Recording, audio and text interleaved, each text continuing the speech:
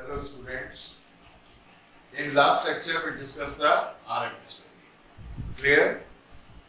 Then we find the empirical formula, that is the I RMS square is equal to 1 upon t 0 to t I square into dt or I square omega t.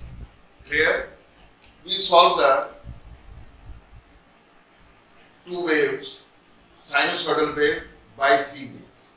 First, we have taken the full time period, then we take the half symmetry, then we solve the quarter symmetry, and in all three ways we see that the IRMS that is equal to the I naught by root 2. Clear? फिर हमने जो quarter symmetry था उसको जो triangular wave हमने last में देखा था तो हमने क्या करा था, क्वार्टर वेव लेके यानी कि t जो था वो t/4 लिया और उससे हमने क्या करा था, RMS वैल्यू निकाली थी. क्लियर? उसके बाद देखिए we will discuss the RMS value of complex wave. Clear? The RMS value of complex current wave is equal to the square root of the sum of the squares of the RMS values of its individual component. Clear? यानी कि एक complex wave निकाला जिसमें जो है हमने दो या दो से ज्यादा वेव फॉर्म यूज करी है. यहाँ पर तो देखिए कि जैसे IT बराबर है I1 sin omega t plus I2 sin 3 omega t plus I3 sin 5 omega t and so on. Clear? Then the IRMS that is equal to the under root of पहली वेव का RMS value कितनी होगी, I1 by root 2, दूसरे में कितना है I2 by root 2, तीसरे में कितना है I3 by root 2. इन सब का स्क्वायर करके सम किया हमने और उसके बाद जब अंडर रूट निकालते हैं तो क्या आ जाता है, we are getting the IRMS. Clear? यहाँ पर आप देखिए कि यहाँ पर भी साइन वेव है, यहाँ पर भी साइन वेव है, यहाँ पर भी साइन वेव है. अब मैं अगर DC कंपोनेंट ऐड कर देता हूँ, सपोज मैंने I नॉट को और ऐड कर दिया. क्लियर? यानी कि जो IT है वो कितना है, that is the IT. Clear? That is equal to the I naught plus I1 sin omega t plus I2 sin 3 omega t and so on. Then this I naught, it is the DC component, then the RMS value will be I naught square plus I1 by root 2 square plus I2 by root 2 square plus I3 upon root 2 square. Clear? यहाँ पर हमने देखा कि पहले एक sine wave लिया हमने, फिर हमने क्या लिया, DC supply plus DC current and AC current. Clear? यहाँ पर हम डिफरेंट वेव्स को भी जो है क्या कर सकते हैं, अगर किसी रेजिस्टेंस के थ्रू पास कराते हैं तो हर जगह हमें क्या लेना पड़ेगा, we will take the RMS value. Clear? Before seeing this, we will discuss some more waveform to find the RMS value. Clear? सबसे पहले हमने क्या लिया था, हमने लिया था sine wave, pure sine wave. Clear? For example, if we take the half wave rectified sine wave, clear? This is the, it is like this. Clear? This is 0, this is the pi, this is the 2 pi, this is 3 pi. Clear? And the function is I is equal to I naught sin theta. Clear? या आप इसको कह सकते हैं I naught sin omega t. Clear? That is the I into theta and this is the theta, or you can say this is the omega t. Clear? Now we will find the RMS value. Clear? अब देखिए हमारे पास जो I RMS square, ये तो empirical formula है, 1 upon t 0 to t I square. Clear है? Into कितना आएगा, d थीटा. क्लियर? अब देखिए 0 to t, what is the time period of the waveform, 2 pi. Clear? Now you will see 1 upon 2 pi 0 to 2 pi I, that is the I naught square sin square theta into d theta. Clear? अब ध्यान से देखिए, जब मैं लिख रहा हूं 0 to 2 pi और यहाँ पे मैंने क्या लिखा, I naught square sin square theta into d theta, तो ये एक्चुअली मैंने गलत कर दिया। यहाँ पर देखिए जो साइन वेव है वो कहां तक जा रही है, केवल 0 to पाई, यानी कि हमें इसको क्या करना पड़ेगा, हमें ब्रेक करना है। क्लियर? तो हम क्या लिखेंगे, 0 to 2 pi I not square into d theta. अब दो लिमिट है कौन कौन सी, 0 to pi and pi to 2 पाई। क्लियर? तो 1/2 pi, clear, 0 to pi, what is the function 0 to pi, that is the I not sin theta. तो I not square बात समझ आ रहा है, sin square theta into d theta plus कितना आएगा, pi to 2 pi, that is the 0 into d theta. Clear? In some books you will find it is written as 1/2 pi integration 0 to pi I naught square sin square theta into d theta। Clear? अगर हम इसको इस तरीके से लिखते हैं तो यहाँ पर क्या है कि यहाँ पर 2 पाई है और यहाँ पर पाई। हमारे एम्पिरिकल फॉर्मूला में क्या है, यहाँ पर t है और यहाँ पर t, ये दोनों एक से होने चाहिए। तो लेकिन जब तक हम इस स्टेप को नहीं दिखाएंगे हम यहाँ तक नहीं पहुंचेंगे। क्लियर? तब आप जब हम यहाँ पर आए 1/2 पाई 0 to pi I not square sin square theta into d theta, जब आप इसमें इंटीग्रेट करेंगे और वैल्यू रखेंगे तो I RMS square is equal to the I not square by 4 and you are getting I RMS that is equal to the I naught by 2। Clear?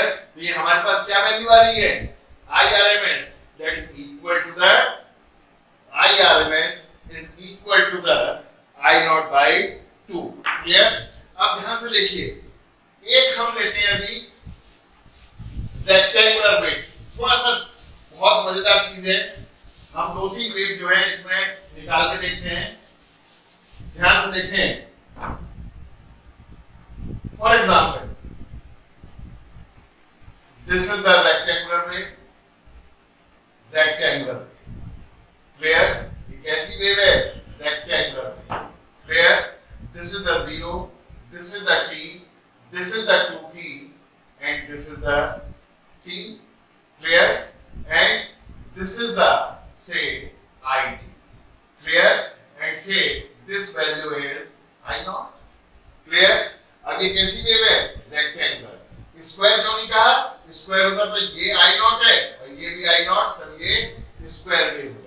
Clear? अब ध्यान से देखिए, I RMS square is equal to 1/t। Clear? तो 1/2t। Clear? 0 to 2t। Clear? और यहाँ पर value कितनी है, I not square. Clear? I not square t into dt। Clear? अब चाहे तो आप क्या कर सकते थे, इसको इस तरीके से भी लिख सकते थे। यहाँ पर क्या है, ये पॉजिटिव हाफ, ये कैसा है, नेगेटिव हाफ। यहाँ पर भी वैल्यू कितनी है, I नॉट। तो ये वेव कैसी है, it is the symmetrical. Symmetrical के लिए क्या कंडीशन है कि हमारे पास जो मैक्सिमम वैल्यू है दोनों हाफ की वो सेम होनी चाहिए। क्लियर? दोनों का पीरियड भी सेम होना चाहिए। यहाँ पर भी t है और यहाँ पर भी t है, 2t minus t, t minus 0 t, और शेप कैसी है, आइडेंटिकल। क्लियर?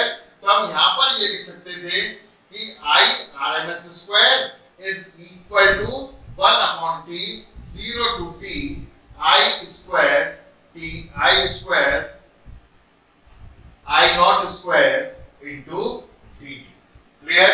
जरा आप इसको सॉल्व करिए, देखिए क्या आ रहा है। I नॉट स्क्वायर बाहर निकाला, 1 into dt, 1 का कितना आएगा, t, तो अपॉन 2t। क्लियर? और लिमिट कितनी है, 0 to 2t, that is equal to the I not square upon 2t into 2t, 2t से 2t कैंसिल, यानी कि I RMS that is equal to the I not. Clear? Similarly you can find the value, half period कितना है, 1 pi, that is the 0 to pi I naught square into dt, that is equal to the I naught square upon pi 1 into dt। कितना आएगा, t, that is the 0, this is the pi, and you are getting I naught square upon pi into pi, that is equal to the I naught square, and you are getting the I RMS square, that is equal to the I naught square, and the I RMS, that is equal to the I naught.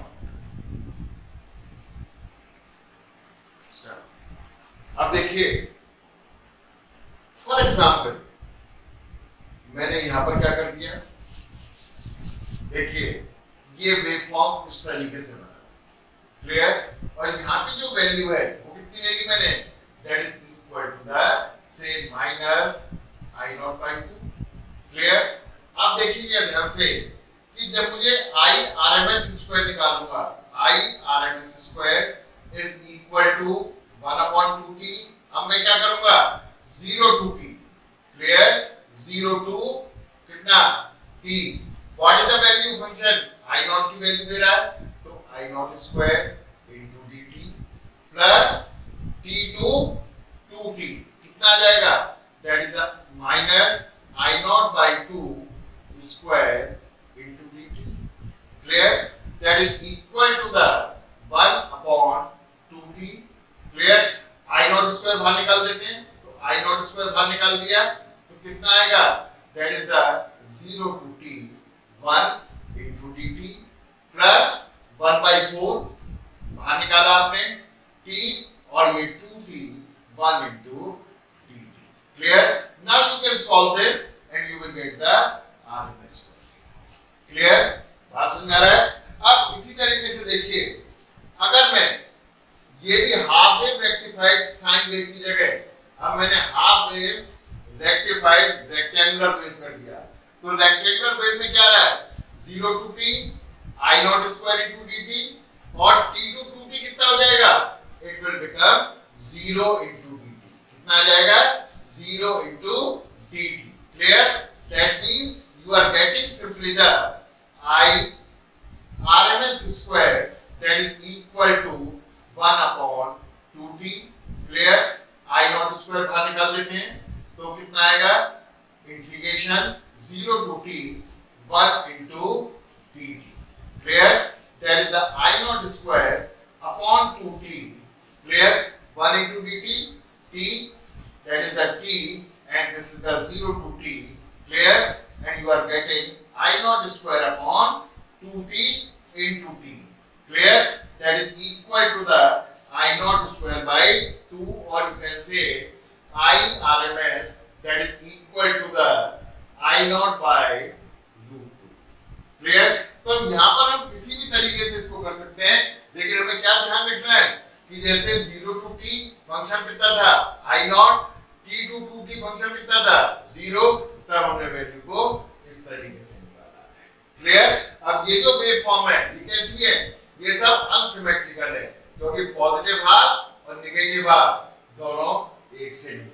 पहले reason ही नहीं मिल रहा, पहले में क्या था कि first half में जो मैक्सिमम वैल्यू थी वो कितनी थी आई नॉट, क्लियर, और दूसरे में कितना है 0, क्लियर।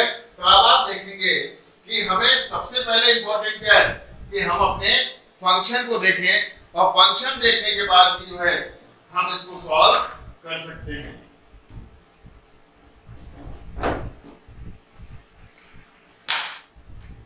अब हम लेते हैं सॉटूथ से, कैसी वेव ले रहे हैं, we are taking the sawtooth. ध्यान से देखिए, बहुत इंपॉर्टेंट वेव फॉर्म है और एग्जाम में बहुत पूछी जाती है, ध्यान से देखिए, this is the sawtooth, clear. Sawtooth का सॉ माने क्या होता है आरी, टूथ माने क्या है दांतें, तो ये क्या दिखाई दे रहा है, ये इस तरीके से हो रहा है जैसे आरी के दांतें होते हैं, clear. Suppose this is the 0, this is the t, this is the 2t, and this is the say the voltage is V0, maximum voltage V0, clear। this is t, this is the 2t, and this is the t, और यहाँ पर जो function है that is the v2, clear। अब ध्यान से देखिए, हमें सबसे पहले क्या चाहिए, इस लाइन की इक्वेशन चाहिए। क्लियर? अब ये क्या है, it is a straight line passing through the origin. Clear? और y बराबर mx, ये तो इक्वेशन होती है। y में क्या है बेटा, v, तो that is equal to v, and x पे क्या है, टाइम, तो v बराबर nt। क्लियर? अब n क्या होता है, this is the slope, tan theta perpendicular upon base. What is the perpendicular? v naught. Then the v that is equal to the v naught upon t into pt. अब ये हमें क्या मिल गया, ये इक्वेशन मिल गई, v is equal to v naught upon t into pt. Clear?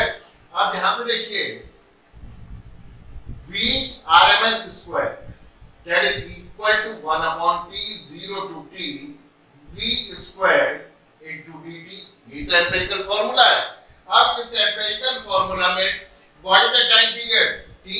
Clear? Because it is repeating after the interval t second. Clear?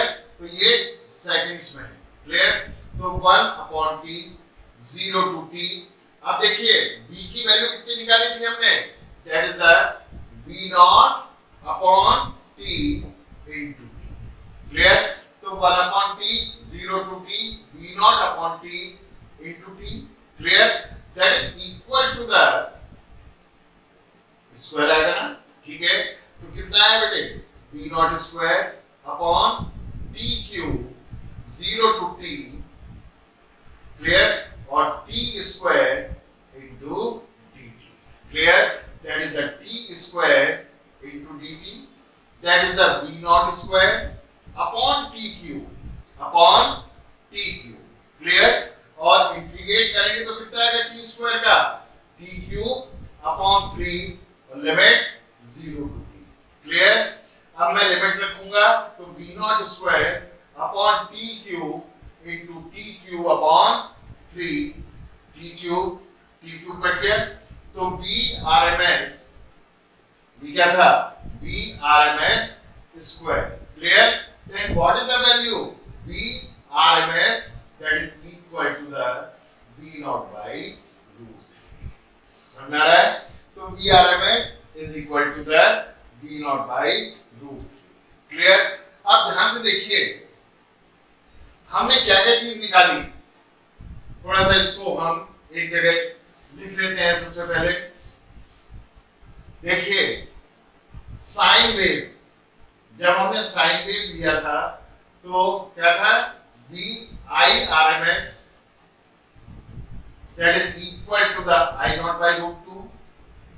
जब हमने half wave के लिए लिया, किसके लिए लिया, हाफ वेव के लिए, हाफ वेव के लिए जो I rms था वो था I naught by 2। Clear?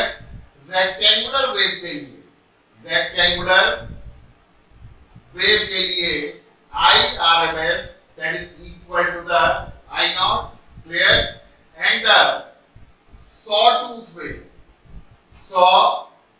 wave इसके लिए था I naught by root 3। Clear? अब देखिए, अभी हमने किसकी बात करी थी, कॉम्प्लेक्स वेव की बात करी थी। क्लियर? कॉम्प्लेक्स वेव में हमने क्या कहा था कि कॉम्प्लेक्स वेव का जो आरएमएस वैल्यू होती है वो इंडिविजुअल वेवफॉर्म की हम आरएमएस वैल्यू निकालते हैं, उसको स्क्वायर करते हैं और उससे वैल्यू निकलती है। क्लियर? अब देखिए, लेट सपोज हमारे पास ये रेजिस्टेंस R है। क्या है?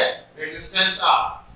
सबसे पहले हमने यहां पर साइन वेव दिया, क्या दिया, साइन वेव। उसके बाद हमने क्या दिया, half wave rectified H2WR sine wave. Clear? यहां पे अगर हम देखें, थर्ड में हमने रेक्टेंगुलर वेव दिया। क्या लिया है? Rectangular wave. और चौथा जो है हमने सॉटूथ वेव लिया है। क्या लिया है? Sawtooth wave. क्लियर? ध्यान से देखिए, इन सबका जो मैक्सिमम वैल्यू है वो सेम है। मैक्सिमम वैल्यू कैसी है? सेम। क्लियर? यानी कि हर केस में जो मैक्सिमम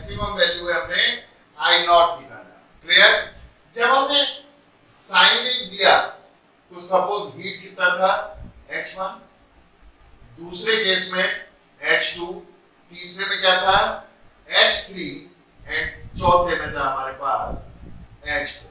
क्लियर? हमें एक्चुअल में कैलकुलेट क्या करना है? We have to find the ratio of the H1 is to H2 is to H3 is to H4। Clear? तो H1 is to H2 is to H3 is to H4। Clear? अब आपको ये पता है कि H बराबर कितना होता है I स्क्वायर RT, यही तो होता है हीट। क्लियर? और ये क्या है बेटे I RMS square, I effective. Clear? अब ध्यान से देखिए what is the H1? H1 के लिए जो I RMS है वो कितना है I nought by root two, I nought by root two का square R into T, time भी हमने सेम ले लिया है R और T। Clear? What is the H2? when the wave is half wave rectified sine wave, तो H2 बराबर होगा I nought by 2 square into R into T। Clear? when we are saying the rectangular wave, तो rectangular wave में जो RMS value है वो कितनी है I नॉट है। क्लियर? तो that will be the I not square RT। Clear? and what is the H4? that is the I not upon root 3 square into R। Clear? अब मैं अगर रेशियो निकालूं तो ध्यान से देखिए what is the ratio? H1 is to H2 is to H3 is to H4। I not square RT, ये सब में से कॉमन है तो निकल जाएगा 1 upon root 2 का स्क्वायर कितना हुआ 1 by 2 is to 1 by 4। Clear? is to 1 is to 1 upon 3। Clear? अब हमें सिंपल रेशियो निकालना है तो हम क्या करेंगे इसके एलसीएम से मल्टीप्लाई कर देंगे। ठीक है? तो कितना आएगा 12 upon 2 is to 12 upon 4 is to 12 is to 12 upon 3, that is equal to 6 is to 3 is to 12 is to 4। This is the ratio। Clear? तो ये हमें क्या मिल गया? We are getting the ratio 12 upon 2 is to 12 upon 4 is to 12 is to 12 upon 3। और यहाँ पर देखिए जब मैं इसको सॉल्व करूंगा तो ये 6 4 3 जा 12, ये 12 रहेगा और ये 4 रहेगा। क्लियर? तो आपने देखा कि मैक्सिमम हीट कब डेवलप हो रही है जब हमारे पास ये रेक्टेंगुलर वेव थी। क्लियर? ये जो क्वेश्चन है ये AKTU other university examination, clear, और साथ साथ ये गेट में भी आया है और IES में भी आया है। क्लियर? तो हमने देखा कि हमने बहुत सारी वेव्स ली, सबकी हमने क्या निकाला RMS वैल्यू निकाला और कॉम्प्लेक्स वेव को अलग से डिस्कस किया। एक बार हमने केवल साइन वेव को कंसीडर किया था, फिर हमने किसको किया था AC प्लस DC। जैसे हमारे पास क्या है ध्यान से देखें, फॉर एग्जांपल हम ये कह रहे हैं कि IT बराबर है हमारे पास 10 sin omega t plus 20 sin 3 omega t। then what is the RMS value?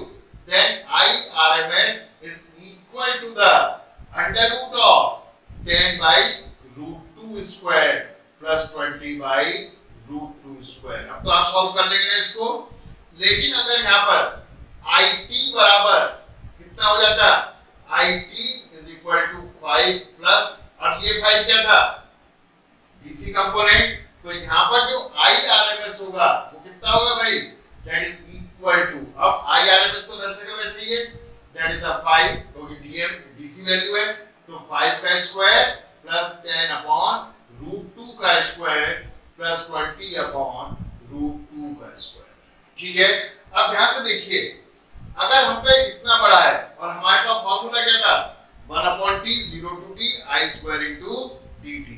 अगर मैं उस फार्मूले में इसको अप्लाई करूं, आप देखिए a plus b plus c का स्क्वायर। क्लियर? यानी कि कितनी टर्म आएंगी 6 टर्म आएंगी। जब इसको खोलेंगे तो कितने इंटीग्रेशन बनेंगे 12 इंटीग्रेशन। तो इसलिए जो है हम यहाँ पर डायरेक्ट वैल्यू निकालते हैं। ठीक है? तो आज हमने क्या करा पूरा RMS वैल्यू को डिस्कस किया।